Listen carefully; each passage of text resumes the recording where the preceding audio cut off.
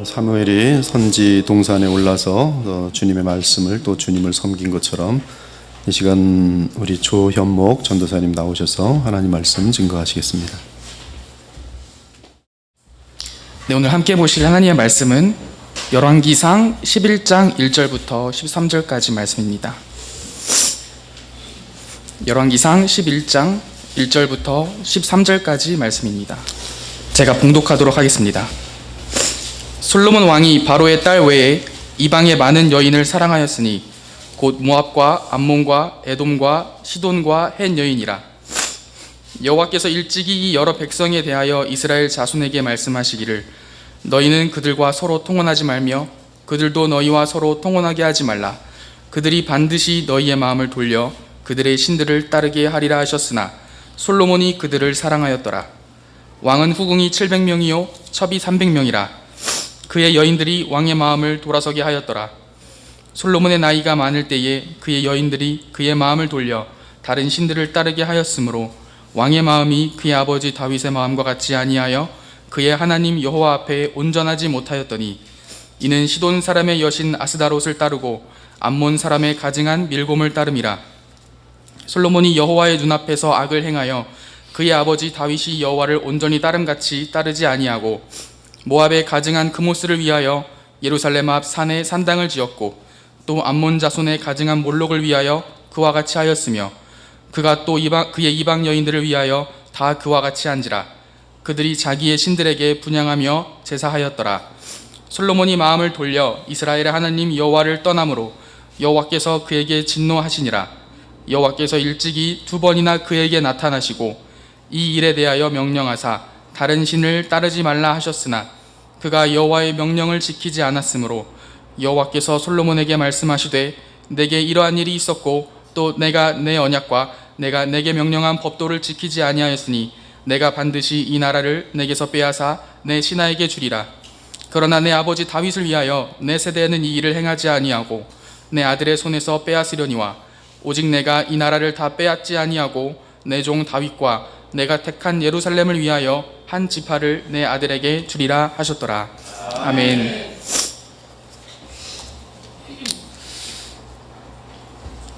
오늘의 말씀은 예수님을 알지 못하는 사람들조차도 잘 알고 있는 솔로몬의 이야기입니다. 솔로몬은 이스라엘의 왕이었고 다윗의 아들이었으며 지혜가 많은 사람이었습니다. 아기의 진짜 엄마를 찾는 판결에서 알 수 있듯이 솔로몬의 지혜는 정말 대단했지요. 그런데 문제가 생기기 시작했습니다. 솔로몬이 대단히 지혜 있고 주변에 하나님을 모르는 사람들조차도 솔로몬을 찬양하고 인정하고 있는 가운데 솔로몬에게 문제가 한 가지 생기기 시작했습니다. 신명기 17장 14절에서 20절을 보면 하나님께서 이스라엘 왕들에게 명령하셨던 것이 있었지요. 네가 왕이 되면 이것은 하지 말고 이것은 해라 라고 하나님께서 3가지를 금하셨고 한 가지를 분명히 하라고 이스라엘 왕에게 명령을 하셨습니다. 금지하셨던 3가지가 뭐냐면 첫째로 왕이 되거든 여자를 많이 두지 말라는 것이었습니다. 오늘 본문에서 볼 수 있듯이 솔로몬이 실수했던 것은 이방 여자들을 들여온 것이지요. 이방 여자들을 들인 것은 그 사람들을 들여온 곳에서 그치지 않고 그들이 섬겼던 신상과 종교들을 모두 가지고 와 터를 만들어 섬겼다는 뜻입니다. 본문에 보니까 솔로몬에게는 후궁이 700명, 첩이 300명, 총 1000명의 여자가 있었습니다. 하나님은 이러한 솔로몬에게 화가 나셔서 오늘 본문과 같이 솔로몬을 혼내시고 있는 것이지요. 두 번째는 은금을 많이 두지 말라는 것이었어요. 돈에 욕심내지 말라고 이야기를 하신 것입니다. 왜 그러셨을까요? 돈을 섬기는 자는 하나님을 섬기지 못하기 때문입니다. 성경은 돈과 하나님을 함께 섬길 수 있는 자는 단 한 사람도 없다고 이야기를 합니다. 하나님을 섬기든지 돈을 섬기든지 하나님을 섬기는 자는 돈을 섬기지 않습니다. 다시 말하면 돈에서 자유롭다는 것이지요. 돈이 많으나 적으나 내게는 상관이 없고 내게 주어진 것으로 내가 만족할 수 있다라는 신앙 고백을 하나님 앞에 할 수 있게 되는 것입니다. 마지막으로 하나님은 병마를 많이 두지 말라고 하셨습니다. 그 이유는 전쟁이 났을 때에 너희가 하나님이 나를 의지해야지 너희의 무기와 병력과 힘을 의지하지 말라는 것입니다. 다윗이 어떻게 전쟁을 했는지 잘 아시지요. 저쪽에 3m나 되는 장수, 평생 동안을 전투병기로 훈련받았던 골리앗이 나왔을 때에 다윗은 물맷돌 5개를 집어들었습니다. 그리고 날마다 연습했던 물매질을 하며 달려가며 이렇게 고백합니다. 너는 칼과 창과 단창으로 내게 나아오거니와 나는 만군의 여호와 이름 곧 네가 모욕하는 이스라엘의 군대의 하나님의 이름으로 내게 나아가노라. 다시 말해 왕에게 말을 많이 두지 말라고 이야기하셨던 것은 전쟁이나 무엇을 하든지 이 땅 가운데 하루하루를 살아갈 때에 너희들이 의지할 것은 오직 나 하나님이라는 것입니다. 너희들의 왕인 나 하나님을 의지하라는 것이지요. 여자를 많이 두는 것, 돈을 많이 거두는 것, 군사를 강하게 하는 것, 이 세 가지는 왕이라면 가장 쉽게 시도하고 할 수 있었던 것들이었습니다. 왕이면 당연히 할 수 있는 일, 그리고 또 해야 할 일을 하나님은 하지 말라고 하셨습니다. 왜냐하면 왕은 하나님의 대리 통치자이기 때문입니다. 하나님은 또 왕이 되거든 한 가지를 꼭 하라고 말씀하셨지요. 그것은 두루마리로 되어 있던 성경을 가져다가 시간이 날 때마다 들어와서 필사를 하고 읽으라는 것이었습니다. 다시 말해 네가 왕으로 살아갈 때 네 힘을 의지하는 것이 아니라 언제나 나 하나님의 말씀을 가까이 하면서 그것을 지키고 살아야 한다라고 말씀하신 것입니다. 하나님께서는 왕에게 세 가지를 금하셨고 이 한 가지를 분명히 하라고 말씀하셨습니다. 솔로몬이 하나님께로부터 받은 지혜로 부국강병한 큰 나라를 만들어 나가고 있었습니다. 그런데 솔로몬의 시대가 조금씩 지나가면서 우리는 솔로몬이 변하는 모습을 볼 수 있습니다. 처음에는 하나님을 믿고 하나님을 의지하면서 산당에 와서 일천 번제를 드렸습니다. 1000마리의 송아지를 한꺼번에 하나님께 바치고 예배할 정도로 하나님을 믿는 신앙이 뛰어난 삶을 산 왕이었지요. 그러나 시간이 지날수록 하나님의 말씀을 필사하고 읽는 일이 게을러졌던 것입니다. 점점 이방 여인을 드리게 되고 군사와 말을 많이 갖추며 많은 황금을 거두어 드리게 되었던 것이에요. 1년의 금을 666달란트를 모았다고 성경은 이야기합니다. 한 달란트는 약 35kg이라고 합니다. 666달란트면 666 곱하기 35 대략 23,310kg 23톤이 넘는 금을 모았다는 것이죠.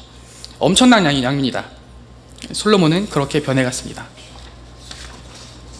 오늘 본문은 하나님이 화가 나셔서 솔로몬에게 징계를 내리시는 장면입니다. 하나님이 가장 싫어하는 우상 숭배를 했습니다. 하나님의 예배를 소홀히 하고 하나님을 의지하는 것에서 벗어나서 영적인 간음을 행했던 것이지요. 함께 오늘 본문 열왕기상 11장 4절과 6절을 함께 보겠습니다. 시작. 솔로몬의 나이가 많을 때에 그의 여인들이 그의 마음을 돌려 다른 신들을 따르게 하였으므로 왕의 마음이 그의 아버지 다윗의 마음과 같지 아니하여 그의 하나님 여호와 앞에 온전하지 못하였더니 6절입니다. 시작. 솔로몬이 여호와의 눈앞에서 악을 행하여 그의 아버지 다윗이 여호와를 온전히 따름같이 따르지 아니하고. 아멘. 아담을 가장 움직이기 쉬웠던 사람이 누구였죠? 하와였습니다. 솔로몬도 마찬가지였습니다. 자신의 마지막 때에 자기가 사랑했던 부인들의 이야기를 들었던 것이죠. 하나님이 솔로몬이 지은 죄에 대해서 네 아버지 다윗은 내 앞에서 온전하게 살았는데 너는 왜 네 아버지 다윗처럼 온전하지 못하느냐라고 혼내시는 것입니다. 우리 한번 테이블 돌려서 한번 생각해 봅시다. 다윗은 온전했나요? 다윗과 솔로몬 중에 누가 더 나쁜 사람인가요? 한번 계산을 해봅시다. 다윗은 여인 밧세바를 제 맘대로 취해 강간을 했습니다. 그러나 솔로몬은 여자를 강제로 취한 적이 없습니다. 사무엘하 11장 17절에 보면 다윗은 우리아를 죽였고 그로 인해 우리아와 같이 전쟁을 나갔던 부하들까지도 죽임을 당했습니다. 반면에 솔로몬이 사람을 죽였다는 것은 성경에 기록되어 있지 않습니다. 다윗은 또한 말년에 온 이스라엘의 인구조사를 했죠. 하나님이 이 때문에 화가 나셔서 온 이스라엘에 전염병을 내리셨고 그런 다윗 때문에 몇만 명이 죽게 됩니다. 반면에 솔로몬의 때에는 이런 일이 없지요. 우리가 생각해보면 솔로몬이 더 깨끗한 삶을 살았다고 생각이 듭니다. 그런데 오늘 말씀 속에서 하나님은 솔로몬아, 너는 왜 네 아버지 다윗과 같이 온전한 삶을 살지 않느냐라고 말씀하십니다. 온전하게 사는 것이 무엇인가요? 하나님의 모든 말씀을 다 지키는 것입니까? 그거는 불가능한 삶이지요. 그저 나쁜 짓을 하지 않고 사는 것이 온전하게 사는 것입니까? 아니에요. 다윗은 사람을 죽였고 나쁜 짓을 많이 했습니다. 지금 하나님이 솔로몬을 혼내시며 하셨던 왜 네 아버지 다윗처럼 온전하게 살지 않느냐라는 말은 바로 이것입니다. 오늘 본문을 자세히 보면 솔로몬이 마음을 돌려 라는 말이 반복적으로 나오지요. 온전하게 사는 삶은 바로 다시 마음을 돌이키는 삶입니다. 내가 하루하루를 살면서 하나님의 말씀대로 살지 못했던 것들이 분명히 있을 것입니다. 우리가 신자로서 하나님 말씀을 지키고 살기 위해 노력하다 보면 지키지 못하는 것들이 수두룩하게 쏟아질 거예요. 다윗과 같이 온전하게 사는 것, 즉 솔로몬이 하지 않았던 것은 바로 다시 마음을 돌이키는 것이었습니다. 다윗은 자신이 잘못한 것을 알았고 잘못할 때마다 선지자가 와서 하나님의 말씀이 이러이러하다라고 했을 때 뒤를 돌아보지 않고 하나님 앞에 자신의 그 잘못된 마음을 다시 돌이켰습니다. 다시 말하면 다윗은 날마다 회개의 삶을 살았다는 것이죠. 하나님 앞에서 항상 실패하고 넘어지지만 다윗은 자신의 잘못을 놓고 하나님 앞에 용서를 구할 수 있었습니다. 마음을 잘 지켰다는 것이에요. 이것이 바로 오늘 성경이 말하는 온전한 삶인 것입니다. 하나님은 솔로몬에게 그가 왕으로 있던 40년간에 걸쳐서 계속해서 말씀하십니다. 여자를 많이 두지 말고 은금을 많이 모으지 말고 군대를 많이 만들지 말아라. 그런데 솔로몬은 마음을 돌이키지 않았습니다. 오히려 이방 여인들에게 돌이켰던 그 마음을 계속해서 앞으로 반듯하게 나가기만 했지 다시 그 마음을 돌이키지 않았습니다. 우리가 거룩하게 살지 못하고 잘 살지 못하는 것을 하나님께서 혼내시는 것이 아닙니다. 하나님이 정말로 싫어하시는 것, 하나님께 온전하게 살지 못하는 신자의 삶은 회개하지 않고 마음을 다시 돌이키지 않는 삶입니다. 하나님은 미쁘시고 선하시며 신실하신 분이기 때문에 우리가 잘못하고 넘어지는 것을 너무나 잘 아십니다. 그럴 때마다 하나님은 우리에게 마음을 돌이켜라, 예수의 이름으로 마음을 돌이켜라, 그것이 나에게 온전한 삶이다 라고 이야기를 하십니다. 말씀을 지키고 완벽하게 사는 것, 윤리적으로 깨끗하게 사는 것, 그렇게 살 수 있는 사람은 단 한 사람도 없습니다. 일주일 동안 세상 가운데 나가 살아보시면 잘 아시지요. 하나님의 말씀을 지키는 것보다 어기는 것이 더 많고, 우리가 하나님의 말씀을 사랑을 탐구하는 것보다 세상 이야기를 더 들을 때가 더 많이 있습니다. 저 또한 마찬가지입니다. 하지만 그럼에도 불구하고 우리가 우리의 온전한 삶은 하나님께 항상 마음을 다시 돌이키는 삶입니다. 하나님은 그런 다윗을 보고 내 마음에 합한 자라고 말씀을 하시지요. 솔로몬이 다윗보다 윤리적이고 도덕적인 관점에서 보았을 때에는 깨끗한 삶을 살았습니다. 그렇지만 하나님은 솔로몬에게 내 마음에 합한 자라고 말씀하지 않으시고 다윗에게 하셨습니다. 사랑하는 그리스도의 보혈교회 성도 여러분, 하나님께 사랑을 입은 우리 신자들이 살아가는 가장 기본적이고 근본적이며 중요한 삶의 태도는 바로 다시 마음을 돌이키는 것입니다. 하나님 말씀에 비추었을 때 내 삶이 너무나 잘못되었고 그 잘못된 것들이 보일 때에 다시 하나님께 마음을 돌이킬 수 있는 것입니다. 오늘 솔로몬이 하나님께 혼나고 있는 장면은 바로 그런 장면이지요. 왜 네 아버지처럼 마음을 돌이키지 않았냐 라는 것입니다. 이제 하나님이 솔로몬을 혼내시는데 구체적으로 어떻게 혼내시는지 보겠습니다. 11절을 함께 읽겠습니다. 11절입니다. 시작. 여호와께서 솔로몬에게 말씀하시되 내게 이러한 일이 있었고 또 내가 내 언약과 내가 내게 명령한 법도를 지키지 아니하였으니 내가 반드시 이 나라를 내게서 빼앗아 내 신하에게 주리라. 아멘. 하나님은 솔로몬에게 나라를 쪼개는 것으로 징계를 내리십니다. 이스라엘 12개 지파 중 11개 지역을 다른 네 신하에게 주고 나머지 1개의 지역만 솔로몬에게 주겠다, 남겨주겠다 라고 하시는 것이지요. 그런데 문제가 하나 있습니다. 하나님이 희한한 말씀을 한 가지 하세요. 12절과 13절을 한번 보겠습니다. 시작. 그러나 내 아버지 다윗을 위하여 내 세대에는 이 일을 행하지 아니하고 내 아들의 손에서 빼앗으려니와 오직 내가 이 나라를 다 빼앗지 아니하고 내 종 다윗과 내가 택한 예루살렘을 위하여 한 지파를 내 아들에게 주리라 하셨더라. 이상한 것이 무엇이냐면 하나님이 이스라엘 나라를 쪼갤 것인데 솔로몬을 떼하지 않고 그 아들 떼야 한다는 것입니다. 이거 마치 이런 것과 같습니다. 제가 제 아버지에게 뭔가를 잘못을 했는데 그래서 이제 아버지가 저를 불러다 놓고, 현목이 네가 이러이러한 잘못을 했기 때문에 내가 너를 이렇게 혼낼 것인데, 내가 저 착한 승모기를 봐서 네가 아닌 네 아들을 혼낼 것이다. 나중에 네가 아들을 낳으면 내가 네 아들을 혼낼 것이다 라고 하는 것과 같습니다. 솔로몬이 잘못을 했는데 솔로몬을 혼내지 않고 그 솔로몬의 아들 때에 한다는 것이지요. 그 이유는 바로 다윗 때문입니다. 지금 이 본문 말씀의 다윗과 솔로몬의 이야기를 통해서 하나님께서 저와 여러분에게 하고 싶은 말씀이 있는 것입니다. 하나님이 솔로몬을 직접 보지 않으시고 다윗을 통해 솔로몬을 보셨습니다. 다윗의 값으로 솔로몬을 용서하신 것이지요. 솔로몬이 아닌 다윗으로 값을 매긴다는 것입니다. 하나님 앞에 신자로서 살아가는 여러분의 점수는 몇 점이신가요? 저도 제 삶을 돌아봤는데 도저히 점수를 셀 수가 없었습니다. 아무런 점수가 나오지 않아요. 왜냐하면 하나님의 말씀대로 살아갈 수 있는 능력이 제 안에는 없기 때문에 그렇습니다. 솔로몬처럼 항상 실패한 연약한 인생이죠. 하지만 오늘 성경에서는 솔로몬이 실패했음에도 불구하고 하나님이 다윗 때문에 솔로몬에게 점수를 후하게 주십니다. 지금 저와 여러분에게 하나님이 하시는 말씀도 동일해요. 하나님이 저와 여러분을 보실 때 저와 여러분을 절대 직접적으로 보지 않으십니다. 하나님은 예수 그리스도를 통해 우리를 보십니다. 성경에서 다윗은 예수 그리스도의 예표라고 하지요.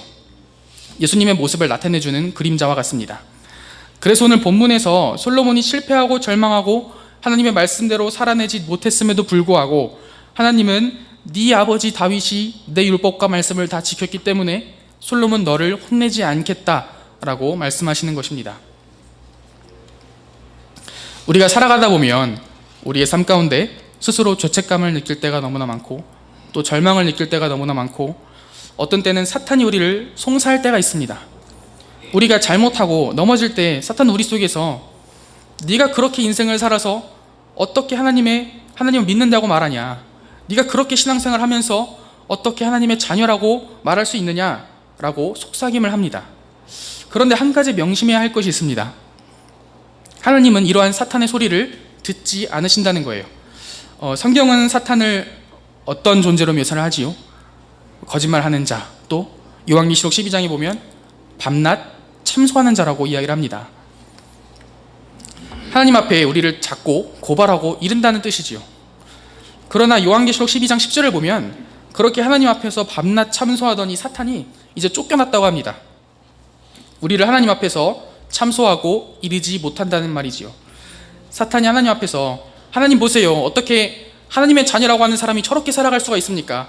율법을 어기며 저렇게 사는 인생을 왜 가만히 놔두십니까? 마치 욥기의 1장 2절 욥을 시험하기 위해 이제 사탄이 하나님께 참소했던 것처럼 우리 안에서도 사탄이 하나님께 그렇게 일러 바칠 때 하나님은 이렇게 말씀하십니다. 내 아들 예수 그리스도가 저 아들을 위해 십자가에 죽었으니 나는 이제 저 아들을 더 이상 저 아들의 모습으로 보지 않고 내 사랑하는 예수를 통해 저 아들을 볼 것이다. 혹시 죄의 무거운 짐 때문에 내 인생이 하나님 앞에서 아무것도 아닌 것처럼 보일 때 여러분 속에서 사탄이 너는 신자로서 그렇게밖에 살지 못하느냐 라고 이야기할 때마다 이렇게 이야기하십시오. 그래, 맞아. 나는 내 스스로를 보면 점수가 나오지 않는다는 걸 알아. 내가 하나님 앞에 서면 점수가 나오지 않는 걸 내가 아는데 중요한 것은 무엇이냐면 하나님이 나를 보실 때 나를 직접 보지 않으시고 하나님의 귀한 아들이신 예수 그리스도를 통해 보신다고 하는 사실이야. 예수님이 우리의 값을 치르시고 저와 여러분의 값이 이미 예수님의 이름이 되었기 때문에 하나님은 우리를 직접 보시지 않습니다.